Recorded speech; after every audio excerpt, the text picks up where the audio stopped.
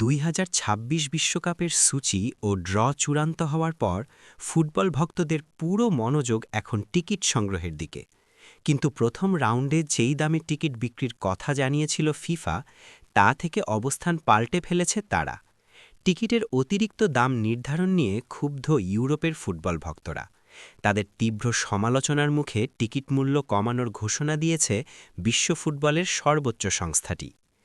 গত সপ্তাহে জার্মান সকার ফেডারেশন বিশ্বকাপের গ্রুপ পর্বে বিভিন্ন ক্যাটাগরির টিকিট মূল্য প্রকাশ করে, যেখানে সর্বনিম্ন $180 প্রায় 22,000 টাকা থেকে $700 অর্থাৎ 85,364 টাকা পর্যন্ত নির্ধারিত হয়েছে দাম।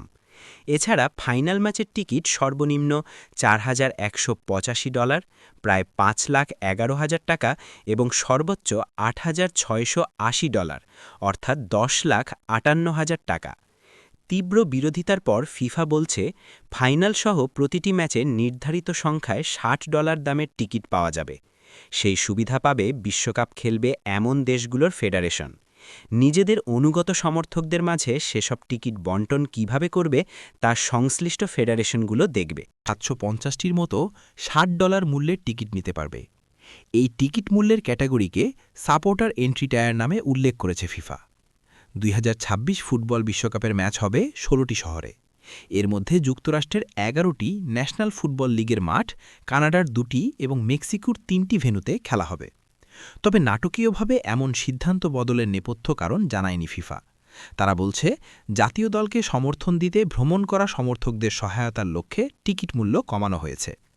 অন্যদিকে ইউরোপ জুড়ে একেবারে তৃণমূলের সমর্থকদের নিয়ে গঠিত group football supporters Europe FSE বলছে, সীমিত টিকিটের দাম কমানো বিশ্বজুড়ে নেতিবাচক প্রতিক্রিয়ার কারণে সমর্থকদের সন্তুষ্ট করার কৌশল। এর মাধ্যমে প্রমাণিত হয়েছে যে ফিফার টিকিটিং নীতি কোনো শক্তিশালী ভিত্তির ওপর গৃহীত নয়, বরং তড়িঘড়ি করে পর্যাপ্ত পরামর্শ ও আলোচনা ছাড়াই ঠিক করা হয়েছিল। এবারই প্রথম 48 দল নিয়ে ফুটবল বিশ্বের সবচেয়ে মর্যাদাপূর্ণ আসর বসতে যাচ্ছে, যেখানে ন্যূনতম $10 বিলিয়ন রাজস্ব আয়ের লক্ষ্য ঠিক করেছে ফিফা। এদিকে বিশ্বজুড়ে টিকিটের দাম নিয়ে হাহাকার শুরু হলেও ইতোমধ্যে নতুন ধাপে 20 মিলিয়ন মানুষ টিকিট পেতে আবেদন করেছেন। একই সঙ্গে প্রতিটি ম্যাচে সীমিত সংখ্যক টিকিটের দাম $60 করা হলেও তা যথেষ্ট মনে করছে না FSE। তাদের মতে এখনও বড় একটি সংখ্যক দর্শককে অতিরিক্ত দামে টিকিট কিনতে হবে, যা আগের যে কোনো অর্থাৎ বিশ্বকাপ আসরের চেয়ে অনেক বেশি।